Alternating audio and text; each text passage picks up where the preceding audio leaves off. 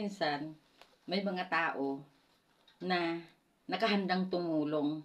Nakahandang tumulong sa'yo. Ha? Alamin mo kung bakit ka tumutulong. Kung bakit ka tumutulong sa kapwa mo. Kasi, may mga tao na kaya tumutulong dahil may hinahangad silang makuha sa'yo. Pangalawa, naghihintay sila na ng kapalit ng tulong nila. Ganun yun.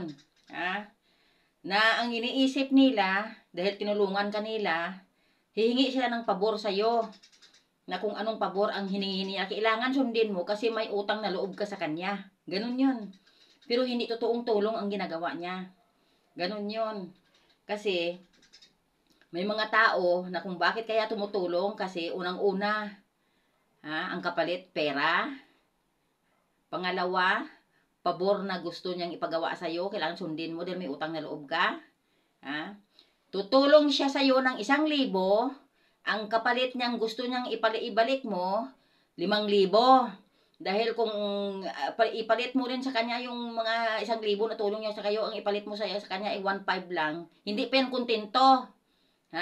Kasi ang gusto niya, dahil sa itinulong niya, palitan mo ng mas malaki sa itinulong niya.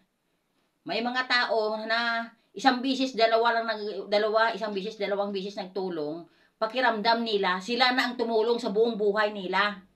Ganun yun. May mga tao na mga ganyan na sakim. Yan ang sakim ng mga tao na gusto nila, yung itinulong nila, ibalik mo sa kanila. Pag tinulungan mo sila ng isang palad, hanggang siko, ibalik mo sa kanila. Ganun yun. Yan ang mga taong na kuminsan tumutulong, ng mga gustong tumulong. May mga layunin pala yan, Kaya pag-isipan din ninyo na humingi kayo ng tulong sa mga tao. Kasi may mga kapalit pala yan, hindi pala yung totoo na talagang tumulong sa inyo. May hinihintay palang kapalit yan. Kaya isipin ninyo, hanggat makaya ninyo, sarili ninyo, ang inyo. Wag kayong humingi, wag kayong maghintay na tulungan kayo ng ibang tao kasi hindi mo alam ang utak niyan. Hindi nyo alam ang mga utak niyan. Marami na ngayon naglipa na mga plastic, mga traidor, mga chismosa, mga inggitera, mga lahat na.